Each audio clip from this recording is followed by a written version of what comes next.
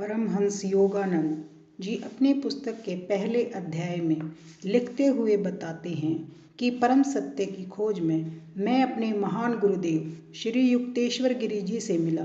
वे भारत के महान विभूतियों में से एक रहे हैं। ऐसे संतों ने ही अवतरित होकर भारत देश की दुर्गति होने से बचाया है। परमहंस जी अपने बचपन के बारे में लिखते हुए बताते हैं, उन्हें पिछले जन्मों की स्मृतियाँ याद आ रही थी। वे स्मृतियाँ घटनाओं के अनुसार होने वाली नहीं थी। अतीत की इन झांकियों ने अज्ञात से जुड़कर भविष्य की भी झलक दिखाई। शिशु अवस्था में होने के कारण चल फिर पाने और अपनी भावनाओं को व्यक्त कर पाने में असमर्थता के कारण वे बहुत परेशान रहते थे। धीरे धीरे आसपास के लोग बंगाली भाषा को बोलने के कारण वे उसमें अभ्यस्त होते गए। एक तरह से यह भी बस उनको मन के बहलाने की सीमा ही व्यक्त हुई। योगानंद जी का जन्म गोरखपुर में 5 जनवरी 1893 ईस्वी को हुआ था। उनका बचपन का नाम मुकुंदलाल घोष रखा गया। वे लिखते हैं, मेरे माता पिता बंगाली क्षेत्रीय थे। दोनों ही संत प्रकृति के व्यक्ति थे। योगानंद जी के पिता भगवती शरण घोष दयालु, गंभीर और कभी कभी कठोर थे। उनकी माता स्नेह की देवी थी। माँ के सानिध्य में ही सभी बच्चों ने बचपन में ही धर्म ग्रंथों के साथ अपना परिचय कर लिया था। अनुशासन की आवश्यकता पर माँ रामायण और महाभारत से कहानियाँ सुनाती थी। पिताजी बंगाल नागपुर रेलवे बीएनआर में उपाध्यक्ष के समकक्ष पद पर कार्यरत थे। यात्रा उनके कार्य का एक अहम हिस्सा थी। हमारा परिवार बाल्यकाल अवस्था के दौरान अनेक शहरों में रहा। पिताजी अनुशासन में बच्चों के साथ दृढ़ता बरतते थे, परंतु स्वयं सरल सात्विक जीवन व्यतीत करते थे। वे कभी थिएटर नहीं गए।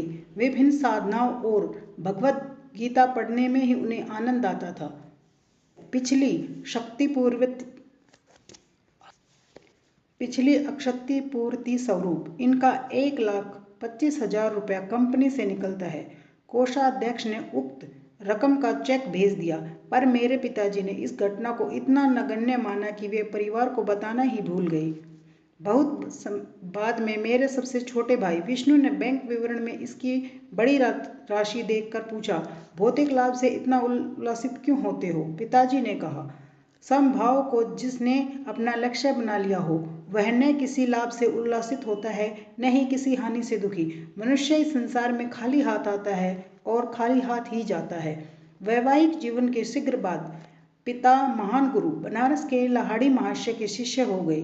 इससे पिताजी के विरक्त स्वभाव को और बल मिला। माँ ने एक बार सबसे बड़ी बहन रोमा को एक बात बताई, तुम्हारे पिताजी और मैं संतान प्राप्ति के लिए वर्ष में एक बार साथ सोते थे।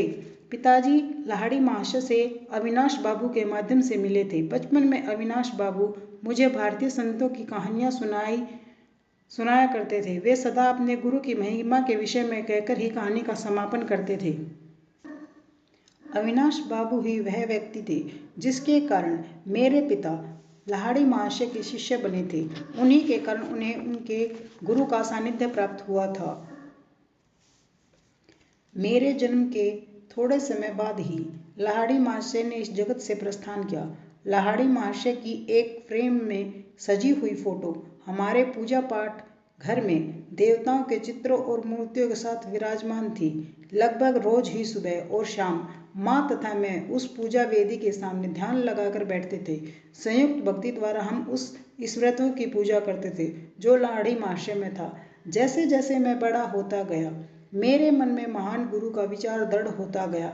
ध्यान में प्राय उनकी छवि छोटे से फ्रेम से बाहर आ जाती और जीवित रूप में सामने बैठ जाती। जब मैं चरणों को स्पर्श करने का प्रयास करता तब वे पुनः चित्र बन जाते।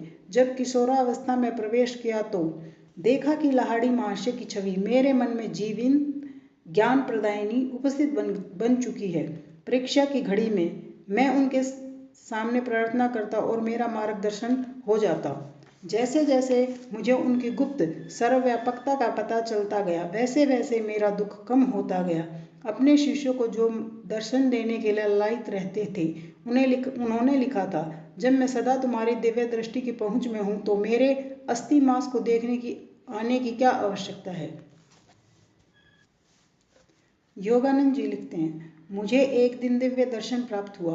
प्रातः अपने बिछौने पर मैं एक गहन दिव्य स्वप्न में डूब गया।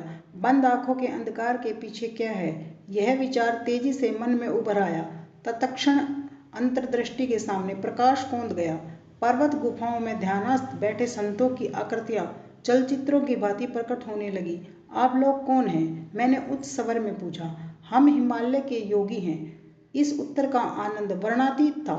हिमालय पर आकर आपके जैसा बनना चाहता हूँ। दृश्य अंतर ध्यान हो गया, परंतु रजत किरणें मंडलाकार अनंत की ओर विस्तृत होती गई। यह अद्भुत आलोक क्या है? मैं ईश्वर हूँ, मैं प्रकाश हूँ। ध्वनि बादलों की बुदबुदाहट जैसी थी। मैं आपके साथ एकाकार होना चाहता हूँ। यद्यपि यह ईश्वरीय आनंद क्रमशः क्षीण होता गया, पर उसमें मैं ब्रह्म की स्थायी खोज की विरासत प्राप्त करने में सफल हुआ।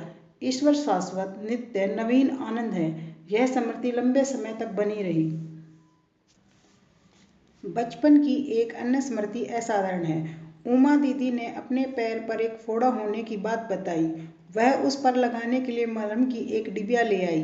मैंने थोड़ा मरहम अपने हाथ पर लगा लिया। तुम निरोग हाथ पर मरहम क्यों लगा रहे हो? दीदी ने पूछा। कल मुझे यहाँ फोड़ा होने वाला है। उमा दीदी, उस पर कोई असर नहीं पड़ा। एक दृढ़ निश्चय मेरी आवाज में ध्वनित होने लगा।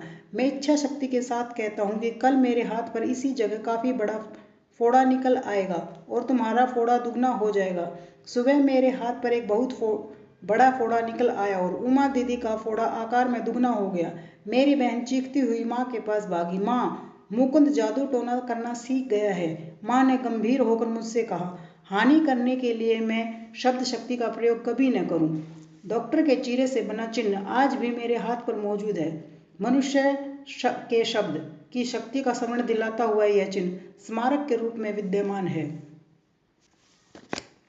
हमारा परिवार पंजाब के लाहौर में स्थानांतरित हुआ। वहां मैंने देवी काली के रूप में जगन माता का एक चित्र प्राप्त किया। बालकनी में इस चित्र का मंदिर बना। मेरे मन में यह विश्वास पैदा हो गया कि उस पवित्र स्थान पर की गई मेरी किसी भी प्रार्थना को पूर्ति का ताज पहनाया जा सकता है। एक दिन मैंने उमा दीदी से खड़े होकर छत पर कहा कि मैं जो जगन माता से मांगता हूँ मुझे वह अवश्य दे देती हैं। मेरी बहन ने कहा, जैसे कि सामने दो पतंगे जो उड़ाई जा रही हैं। क्या लगता है जगन माता उन्हें भी प्रदान कर देंगी? मैंने एक ऊंचे स्वर में कहा, हाँ हाँ, क्यों नहीं, ऐसा ही होगा। और धीरे धीरे, देखते देखते मेरी प्रार्थना का असर हुआ और मेरे सामने वह दोनों पतंगे आकर एक के बाद एक गिर गई, जिसके कारण